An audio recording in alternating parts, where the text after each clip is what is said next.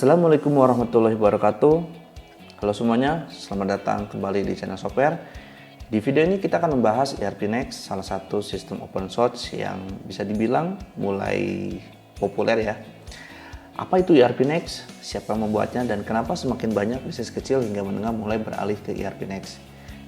Kita akan mulai dari awal ya. Nah, kisah ERP Next sendiri itu dimulai tahun 2006. Saat itu Rushad Mehta, seorang programmer, bergabung dengan bisnis keluarga di bidang manufaktur furniture. Sayangnya saat itu mereka mengalami kegagalan dalam implementasi ERP dari vendor lokal berbasis .NET. Biayanya mahal, hasilnya tidak sesuai. Dari situlah Rushad mulai meragukan industri ERP secara keseluruhan. Namun daripada menyerah, ia justru memulai tantangan gila, membangun sistem ERP-nya sendiri dari nol. Wow. Tahun 2008, bisnis keluarganya dijual. Tapi Rushad tidak berhenti, ia terus mengembangkan sistem ERP itu sendiri dan mulai mendirikan perusahaan bernama Brave Technology. Di tahun 2010, sistem ini resmi diberi nama ERP Next dan diluncurkan sebagai SaaS. Namun perjalanan tidak mudah. Saat itu siapa sih yang mau beli ERP dari startup? ERP adalah sistem penting dan perusahaan lebih memilih solusi mahal daripada gagal. Tapi beberapa pengguna awal melihat potensi besar. Pada tahun 2011, kode mereka yang tadinya dari Google dipindahkan ke GitHub dan mulai belajar tentang open source dengan serius. Komunitas mulai tumbuh perlahan. Tahun 2013, ERP Next mulai membagikan virtual mesin gratis untuk diuji pengguna. Visinya adalah menjadi WordPress-nya ERP, sistem yang sederhana, fleksibel, dan bisa diimplementasikan sendiri tanpa perlu konsultasi atau konsultan yang mahal. Nah, di sini yang menarik adalah mengapa sih ERP Next itu atau pendirinya itu ingin membuat WordPress ya. Maksudnya itu ERP tapi seperti WordPress itu karena bisa dibilang WordPress itu tuh simple gitu ya. Dia itu seperti blog, tetapi orang bisa membuat aplikasi tambahan, kemudian bisa dipublikasikan dan orang bisa melakukan setup gitu kan. Dan WordPress sendiri bisa running, tidak ada biaya apapun, ya fully gratis gitu kan. Nah, kalau kita lihat Brave itu sendiri ya, yang dikembangkan oleh Rushad, alih-alih membuat ERP secara langsung, Rushad ini itu justru lebih fokus dulu ke Brave-nya. Jadi Brave itu adalah framework gitu ya, yang dia dikembangkan berjenis rapid application development dengan konsep metadata driven atau dan juga low code. Artinya bahwa dia ingin buat suatu framework yang memang bisa digunakan atau dipakai oleh programmer untuk buat aplikasi yang ya bisa dibilang repetitif gitu ya. Jadi yang kayak login, yang sebetulnya hal itu tuh udah nggak perlu lagi gitu ya kalau kita harus membangun suatu aplikasi gitu. Nah, jadi dia tuh fokusnya itu adalah gimana sih kita bikin framework yang orang tuh ketika ngedevelop sesuatu pakai framework Brave ini tuh bisa langsung fokus pada ngodingnya, pada bisnisnya gitu ya. Bukan lagi pada ya hal-hal yang rutinitas kayak bikin otorisasi, permission, kirim email dan sebagainya. Jadi itu tuh yang menurut saya tuh paling menarik gitu ya di ERP Next itu gitu. Jadi karena beberapa kasus kita pernah dapat klien bikin suatu aplikasi yang bisa dibilang simple, nggak perlu sampai harus pakai ERP Next itu ya. Dengan Brave itu bisa dibilang hanya sampai 2 jam udah bisa bikin aplikasi yang lumayan. Kalau misalkan saya pakai framework yang lain bisa jadi mungkin 3 hari atau sampai 5 hari gitu. Karena memang didesain sangat low code banget gitu ya. Bener-bener kita bisa bikin aplikasi cepat gitu ya. Makanya Brave ini tuh yang saya tahu dari informasinya, Brave itu adalah walaupun itu nama minuman, sebetulnya dia itu terinspirasi dari framework dan app gitu ya. Jadi Brave itu adalah framework plus app, di mana goalnya itulah ingin membuat satu framework, tetapi konsepnya itu adalah aplikasi. Jadi setiap orang bisa bikin aplikasi, semua orang bisa publikasikan, semua orang bisa install, persis mirip seperti konsepnya WordPress. Jadi kurang lebih seperti itu gitu ya. Nanti mungkin di video yang lain kita akan coba bahas tentang Brave itu sendiri ya.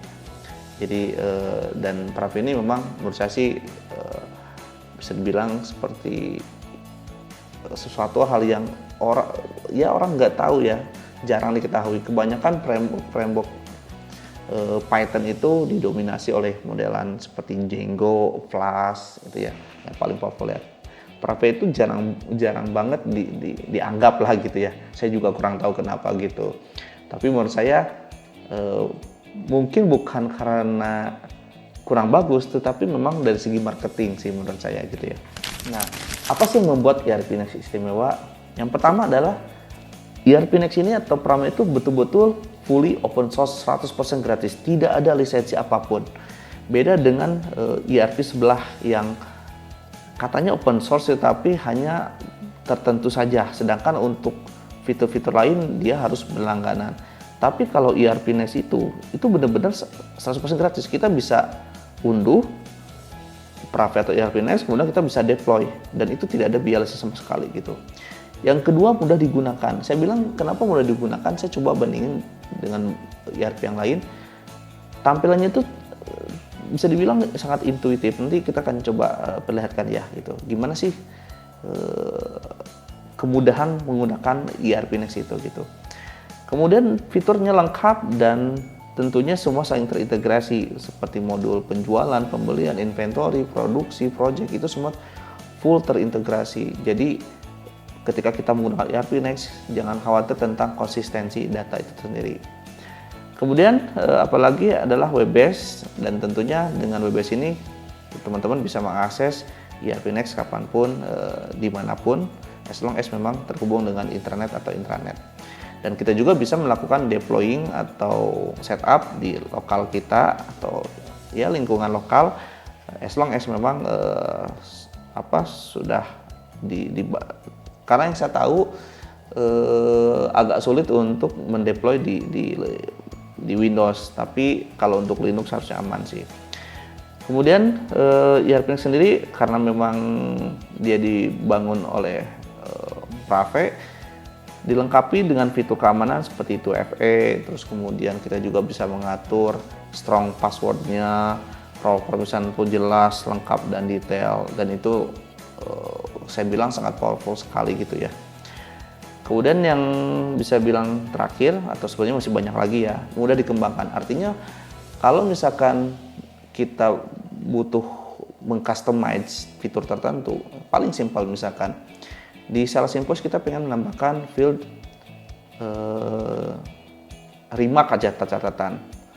Itu kita nggak perlu sampai membongkar codingan, kita cukup tinggal menggunakan fitur customize, kita tambahkan add field, mau jenis fieldnya apa, data, small text, date atau apapun, simpan, udah langsung muncul field pada saat itu juga. Jadi betul-betul memudahkan, terutama yang memang non-programmer. ERP Next itu sangat luar biasa gitu ya. Oke, nah mungkin di sini saya akan coba sedikit demokan ya, gimana sih tampilan ERP Next itu sendiri. Di sini saya sudah sudah saya setup. Untuk mengenai instalasi ERP Next atau Prave, mungkin saya akan pisahkan di video yang lain ya, gimana sih cara installnya gitu ya. Ini kita asumsikan kita sudah punya instannya. Ini saya install di PVS lokal. Nah, oke, kurang lebih seperti ini ya tampilan awal dari ERP Next sendiri. Sebetulnya biasanya ya tadi ya Prave gitu ya. Karena ERP Next sudah terinstall, maka seluruh fitur ERP Next itu ada di sini. Kalau kita cek di sini about, nah kita bisa cek nih ERP Next apa yang saya gunakan versinya, terus kemudian framework atau Prave frameworknya sendiri versi berapa, itu terlihat di sini. Jadi nanti kalau misalkan teman-teman install app tertentu yang memang untuk Prave, itu nanti akan muncul di sini gitu kan.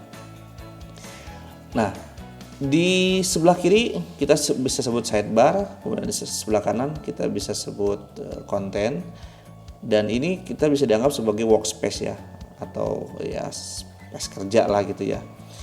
Nah, di sini kita bisa lihat beberapa menu yang sudah ada. Kita coba masuk ke buying, nah, di modul pembelian. Nah, si workspace ini kita bisa customize ya, bisa atur tampilannya, kita bisa dismiss. Misalkan kita pengen pindahkan menu buying ke item pricing, nah kita cukup tinggal klik edit. Nah, kita tinggal geser saja. Nah, seperti itu, mudah sekali. Nah, tentunya nggak hanya itu aja ya, Jadi teman-teman kalau pengen mengatur menu itu kita cukup edit di sini, ya tinggal atur saja. Misalkan kita pengen menambah atau mengurangi sub menu ini, kita klik edit, kita misalkan mau tambahkan bisa, mau geser, nah itu bisa juga gitu, sangat mudah sekali. Nah kalau misalkan kita pengen menambahkan menu yang sebelah kiri, itu teman-teman bisa tinggal klik new. Nah kita bikin workspace baru, misalkan namanya my app, misalkan ya. Kita buat public, ini ikonnya create. Nah maka otomatis ada menu baru di sini ya. Kita bisa geser. Nah seperti ini. Kemudian kita bisa menambahkan menu-menu di sini. Misalkan contoh kita mau masukin card atau jangan card, kita yang lain, nomor card misalkan ada apa aja, active customer misalkan ya, pelanggan aktif. Nah seperti ini kita simpan. Jadi perubahan-perubahan ini bisa kita simpan dan orang bisa akses juga gitu. Jadi tanpa perlu ngoding atau merubah ya source code-nya gitu ya, kita bisa melakukan atau membuat dashboard secara personal gitu. Nah di atas ini ada search bar ya, ini untuk melakukan pencarian. Nah pencarian di sini itu tidak terbatas dengan menu tapi bisa dokumen juga gitu ya. Kita misalkan mau mencari dokumen atau menu sales invoice. Kalau normalnya kita harus masuk dulu ke selling, terus kemudian kita masuk ke sales invoice. Nah ini kan beberapa step ya. Nah kita sebetulnya bisa cepat menggunakan search bar di sini. Kita klik sales invoice. Nah ini langsung. Dan kalau sudah datanya kita bisa searching juga di sini. Jadi searching ini sangat powerful. Teman-teman yang sudah terbiasa ERP Next biasanya lebih sering menggunakan search ini karena fitur di ERP Next itu banyak banget gitu kan. Kita masuk ke sini aja udah banyak sekali gitu ya. Kalau kita baca-baca repot. Jadi daripada kita harus nyari-nyari ya udah kita searching aja di sini. Itu sangat cepat sekali. Nah, di search bar di sebelah kanan ini ada notification. Nah, ini nanti digunakan ketika teman-teman misalkan melakukan chat sesama user gitu ya. Mention itu nanti bisa muncul notification di sini. Nah, untuk helpnya sendiri di sini ada documentation, ada user forum, private school, report issue kalau ada masalah bug atau apa. Buat yang tadi kita pun bisa pakai keyboard dan ada support. Sebelah kanannya ini informasi lain, mungkin teman-teman nanti bisa coba aja sendiri ya. Apa sih ini? Sebenarnya standar-standar aja gitu. Nanti teman-teman tinggal ngulik ya.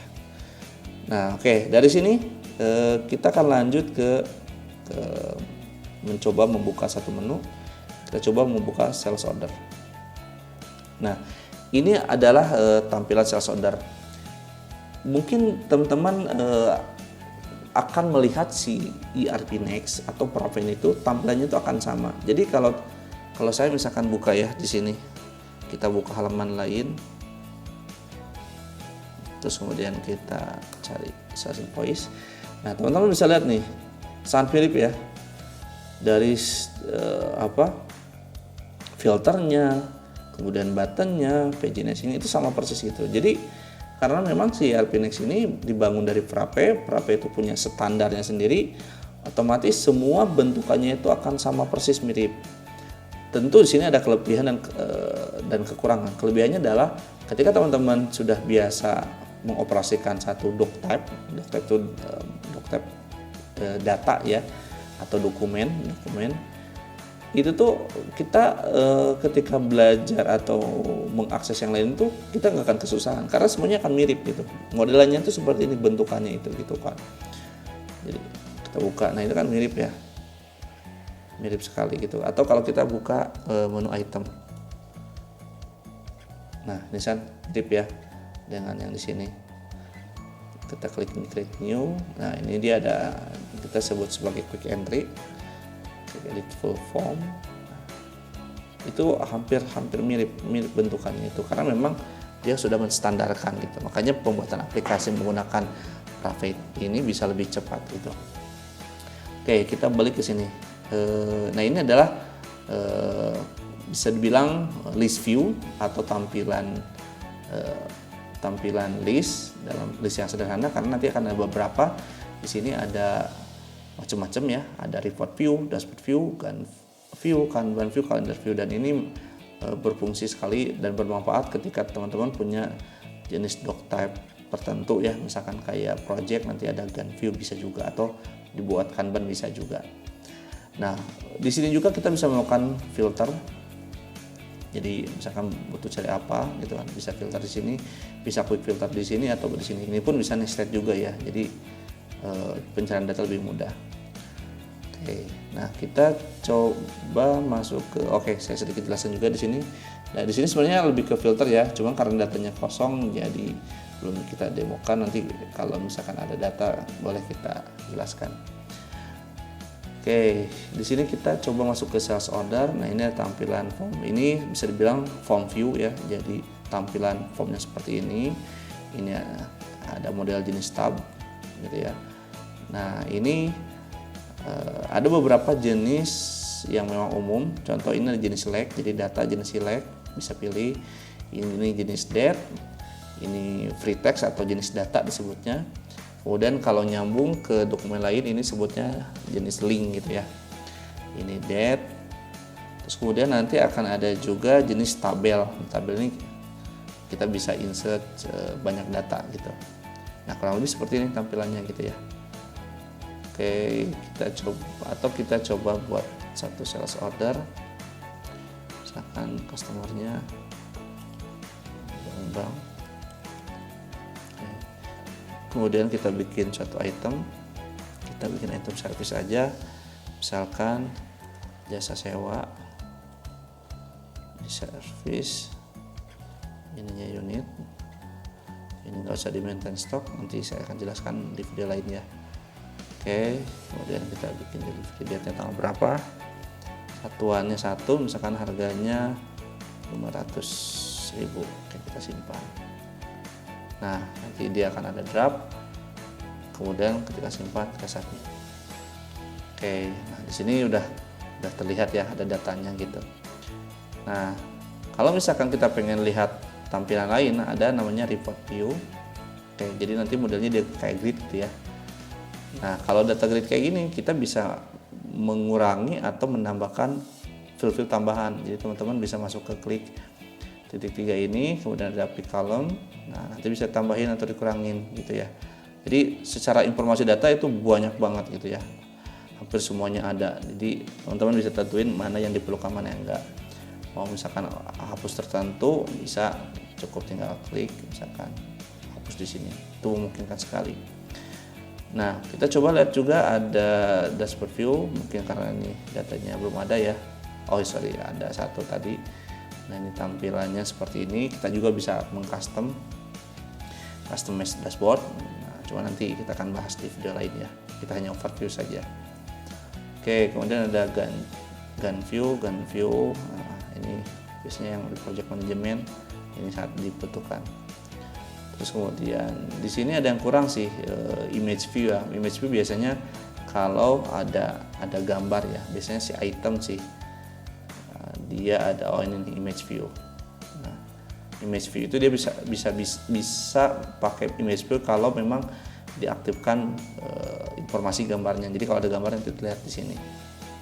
Oke, kalau Kanban ini kalau menggunakan Kanban misalkan SO view berdasarkan status. Nah, ini model Kanban ya, nanti bisa digeser. Cuman untuk sales order atau data transaksi ini nggak bisa dipakai ya. Kenapa? Karena ketika kita pindah itu kan dia berubah status, sedangkan kalau status sudah submit itu nggak bisa diubah. Jadi nggak bisa Kanban atau modelan doc type sales order sales invoice itu dibikin Kanban gitu, kurang bisa geser-geser gininya gitu. Oke, kemudian ada apa lagi, kalender. Ini untuk modelan view kalender. Jadi bisa dibilang sangat powerful sekali ERP Next ini ya. Nanti kita akan coba mulai bahas hal lain ya, seperti kayak setup company-nya seperti apa, chart of account-nya, terus kemudian kita nanti coba transaksi, kita coba melakukan pembelian, penjualan, inventory, manufaktur dan sebagainya. Mudah-mudahan bisa cukup panjang ya. Baik, itu saja mungkin yang bisa saya sampaikan. Terima kasih sudah menonton video tentang ERP Next ini.